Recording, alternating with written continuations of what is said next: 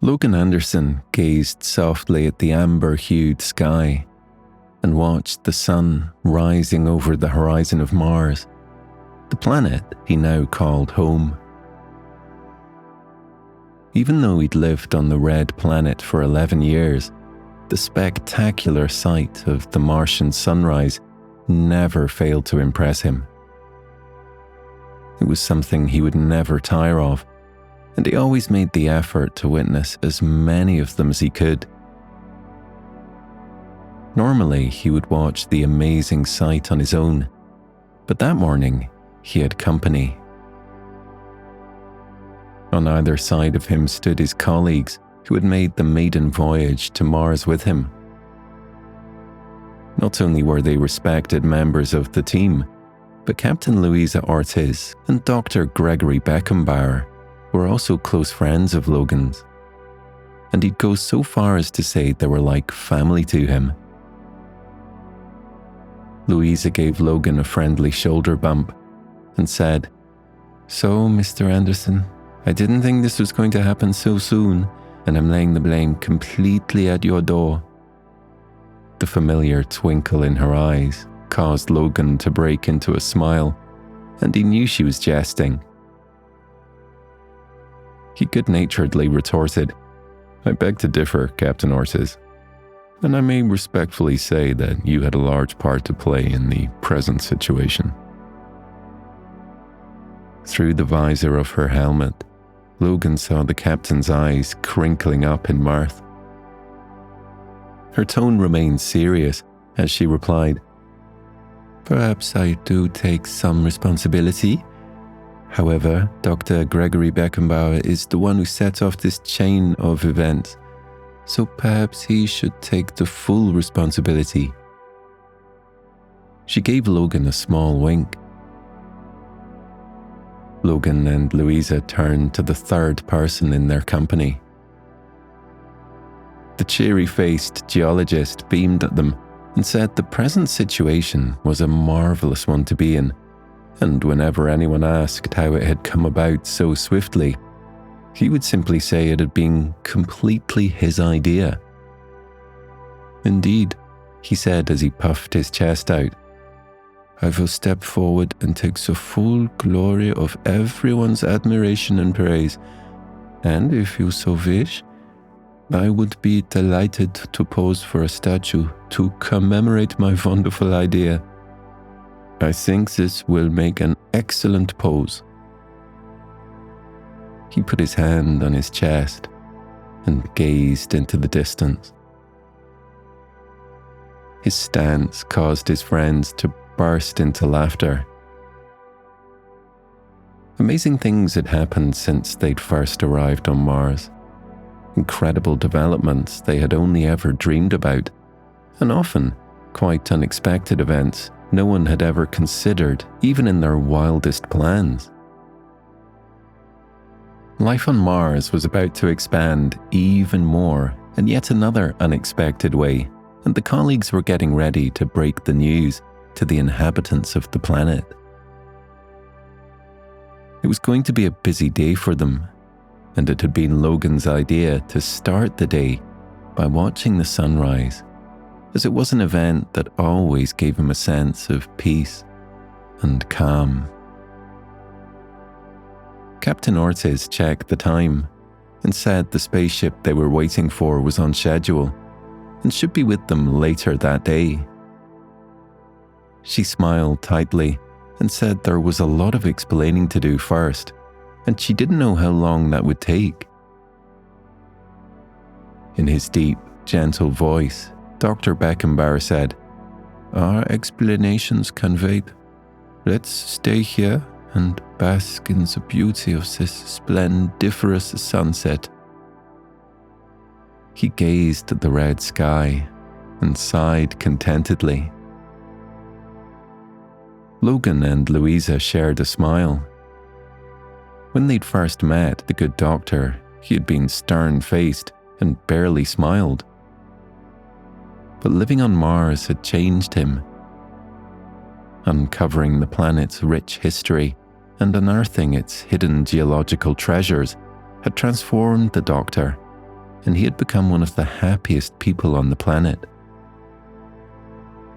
He always had a spring in his step, a smile on his face, and a song in his heart.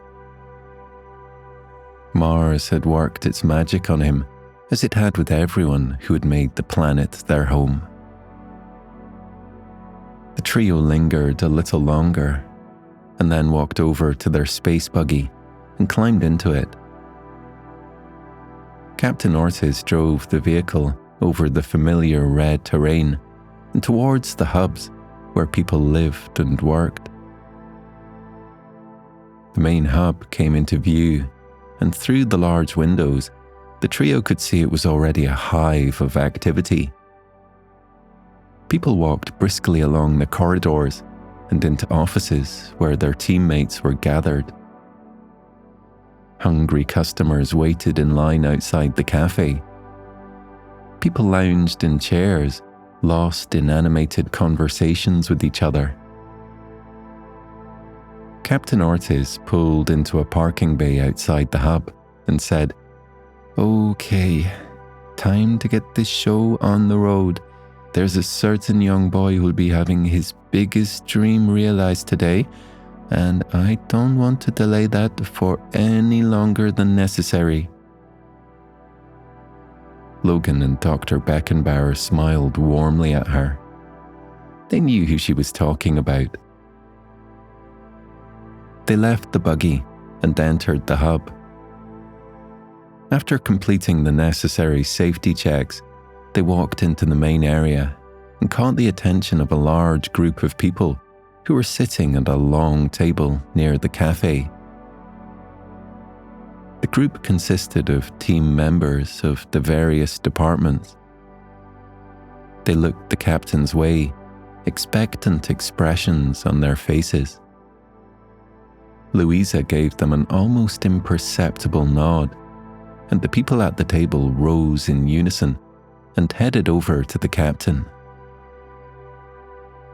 Logan wondered if the joy in his eyes was visible to the group.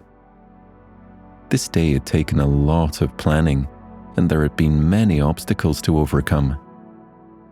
But as with many projects on the planet, the impossible soon became part of normal life. Louisa led the group into one of the larger meeting rooms. She took a seat at the head of the table. Logan and Dr. Beckenbauer sat on either side of her. The group of people sat down and waited for the captain to begin. Louisa looked around the room and said, "We are expecting a spaceship within the next few hours, and whilst some of you are aware of the importance of the ship, many of you haven't been given the full details yet. Although I'm sure you've no doubt realized that something exciting is happening. We are terrible at keeping our relation under control sometimes." Logan nodded. He was guilty of that. Louisa said she would get everyone fully up to speed with the latest developments concerning the project and how the situation had come about much sooner than they'd planned. She introduced Logan and Dr. Beckenbauer and asked them to explain the parts they had played in the project. With a nod of Dr. Beckenbauer, she asked him to speak first. The doctor rose, beamed widely at everyone, and started to speak. "You might know about the green crystal I found in one of the lava tubes about 5 years ago, and how it contained seeds frozen in time. Those seeds were lovingly cultivated by my good friend Logan Anderson, and you've no doubt seen the result of his vast horticultural experience. We now have trees on Mars, the very same kind that flourished here all those millions of years ago. Finding those seeds answered my questions about whether or not there had been life on Mars. He cast a look around the room before continuing. Of course, finding those seeds was a huge leap forward in our understanding of Mars' geological past, and I'm sure you all know about my discovery 3 years ago when my team and I found animal fossils deep within the layers of the dormant volcano, Olympus Mons. Those fossils have a striking resemblance to crustaceans living on Earth. Alas, we have yet to find any evidence of dinosaurs. He grinned at the people in front of him. Dr. Beckenbauer explained how he'd enlisted the help of the older schoolchildren with some of his expeditions, as he thought it was an excellent way to teach them the fascinating subject of geology. The children had become fully absorbed in every aspect of their field trips, and their thirst for knowledge never lessened. They would compare the fossils with those found on Earth and be amazed at how similar they were. The children loved talking about the ancient animals on Mars, and of course, they wanted to know if there would be animals again on the planet, and when that would happen. The doctor had explained to the children it would take time, and there were many projects to be undertaken before the planet would be ready for animals. He stopped talking and turned to Logan.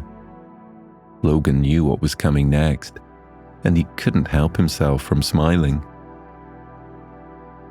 Dr. Beckenbauer said, "It was easy to explain how the fossils had once been animals to the older children, because they had seen animals on Earth before they came here. But it was different for one particular child, because he was the first one to be born on Mars, and he had never seen an animal before, except in books or on a screen.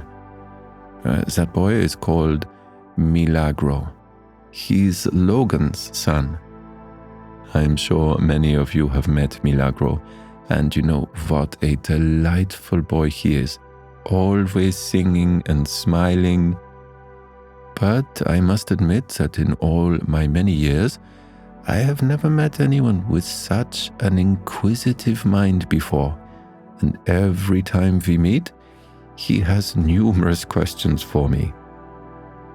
And just when I think I've answered all his questions, he comes up with a dozen more. And it's because of Milagro's natural curiosity that we are to have animals on Mars much earlier than we planned. I'll let Logan take over now, and he can explain how this situation arose." Dr. Beckenbauer sat down, and Logan got to his feet. He gave everyone a warm welcome. Like the captain, he took into account the newcomers to the group and explained how he was one of the original crew members of the maiden voyage to Mars, and if they weren't aware, his expertise was in horticultural matters. He told them how his initial attempts at growing plants on the planet were copied by many people on Earth, including a woman called Natasha and her daughter Maisie. Through their love of gardening, he became friends with them and was somewhat surprised when Natasha and Maisie arrived on Mars a while later. He and Natasha had connected immediately, and they were later married. Logan smiled at the memory and said that falling in love hadn't been part of his plans, but love had a habit of sneaking up on a person when they weren't looking. Very soon, their son Milagro joined their family. It had been Captain Ortiz who suggested the name, as it was of Spanish origin and meant miracle and wonder, words that also described the amazing planet they now called home. Logan recounted how Magro saw his first animals during a video call to Logan's parents in Kansas. They owned a farm and had taken the call outside, and horses were grazing in the fields behind them. As soon as Magro saw the horses, his little mouth dropped open and his eyes glazed over. He couldn't take his attention off the animals and pressed his face against the screen to get a better look at them. Being only 6 months old, he wasn't able to talk. But when he did, his first word was horse.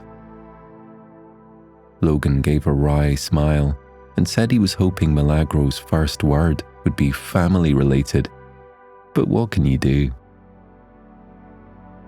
As the years progressed, Magro became obsessed with horses and would talk incessantly about them. He would draw pictures of them too and show them running across the red soil of Mars. Magro and his family were often in the drawings too. The little boy composed stories and wrote about the adventures the horses would have on the red planet. He added other animals too, and made himself the farmer in every story. He was utterly convinced there would be horses on Mars, and that it would happen very soon. Logan had explained to his son how it wasn't possible yet, and horses on Mars would be a long way in the future. Every time he told his curious son that, Magro wanted to know why it would take so long. Logan would explain further, giving as much detail as Magro could understand. His son would listen, and then say every problem could be dealt with, and he'd remind his father how often he had said anything is possible on Mars. Captain Ortiz said, "It wasn't just Logan who little Magro approached. You would ask me questions too. As you know, I'm working on reverse engineering the atmosphere on Mars, and I'm moving towards a time when the air becomes breathable again and water runs freely once more around the planet." I explained this to Magro and said it was taking longer than I'd hoped. And as Logan said, he would tell me anything was possible on Mars. His sincere conviction caused me to look at my goal in a different light, and out of nowhere, an idea came to me. It was an idea that has taken me a step closer to my goal. And something surprising happened too on another project of mine. This is the perfect time to report that my team and I have now come up with a way to forecast when the dust storms will occur. And we have something in place that will limit their effect. And hopefully, over time, it's something that will cause the storms to die away altogether. There was a collective gasp of surprise, followed by a round of applause for the captain. She said it was early days, and they were working on prototypes at the present. But as a wise boy had reminded her, anything was possible on Mars.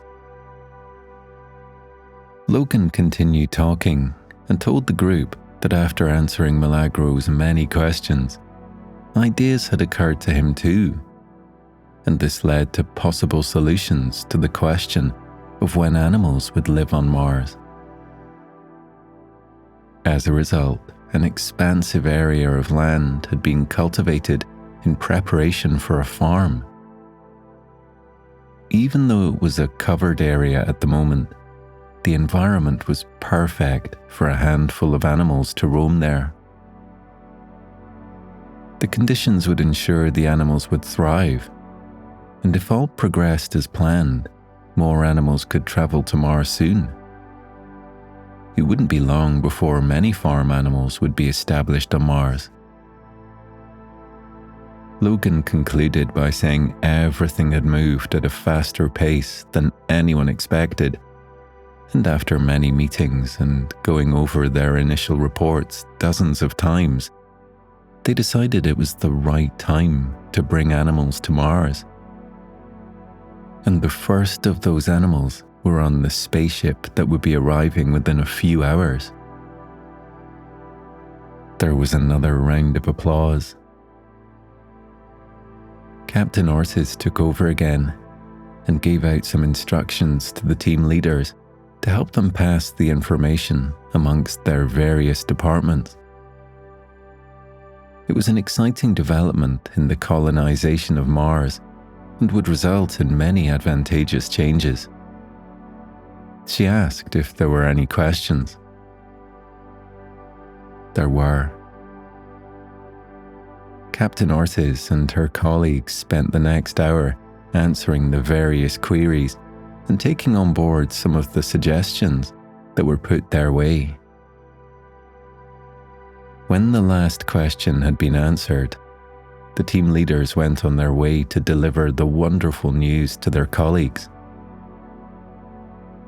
Louisa smiled at Logan and Gregory. She said, "That went well. Now it's time for the fun part. Are you ready?" Logan and Gregory confirmed they were, and followed the captain out of the room and along the corridor. They travelled the short distance to the school hub and entered the classroom, where a certain young boy was sitting with his classmates on a carpet and listening to a story being read by their teacher.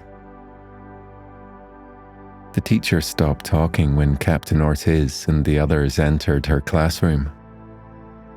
She had already been briefed about the farm and had been sworn to secrecy.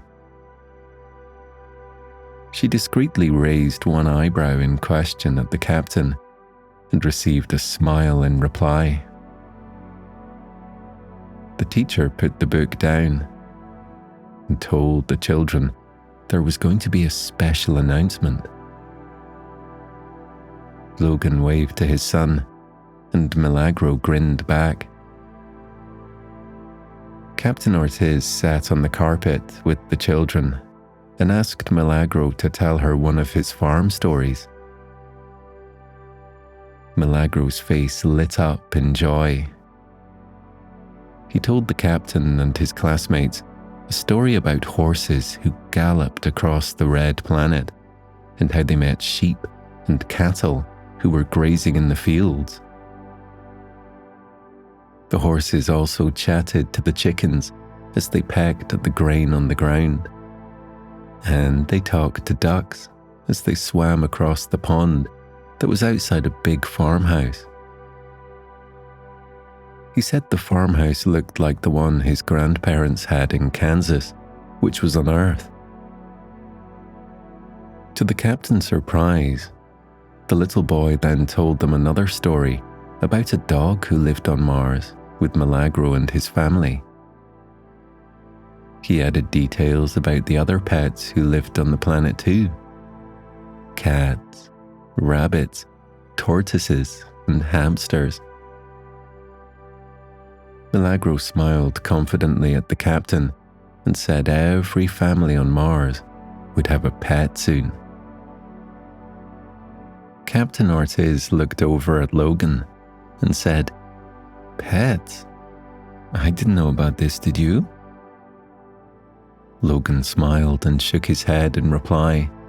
His son never failed to amaze him. When Milagro finished talking, Captain Ortiz made her announcement. She told the children about the cultivated farmland, and with a pause, she said a group of animals were already on their way to their planet and would be arriving very soon. The group of animals included 4 horses. Milagro's mouth dropped open and he gazed at the captain in wonder. He jumped to his feet and wrapped his arms around her neck in a hug. he said, "Thank you, Captain Ortiz. Thank you." The captain blinked quickly and held the little boy in her arms. Milagro then hugged his father and Dr. Beckenbauer. He asked what time would the horses be there, and could he see them, please? The captain knew Milagro would ask those questions and had already put some plans in place. She told the children they would be at the landing dock when the spaceship arrived with the animals, and the children would be the first ones to see them. The children cheered loudly and jumped to their feet. Some of them were so happy that they jumped around the room, waving their arms in the air. The teacher allowed them to express their enthusiasm for a while, and then brought them under control.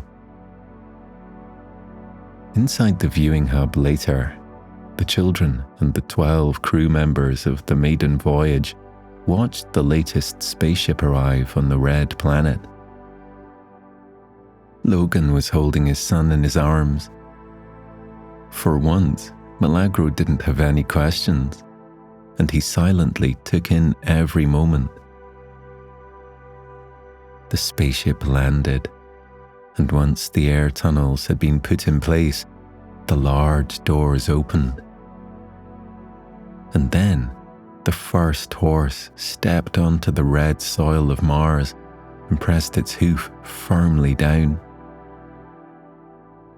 Milagro sighed happily and leaned his little face against Logan's cheek. He said, "Daddy, every day is magical on Mars, but this day is even more magical than any other." Logan kissed the top of his son's head. He couldn't have put it better himself. Anything was possible on Mars, and Logan wondered what future delights the planet had in store for them. We'll leave our story there for tonight. I hope you enjoyed our trip to Mars and the arrival of the animals. Sleep well and sweet dreams.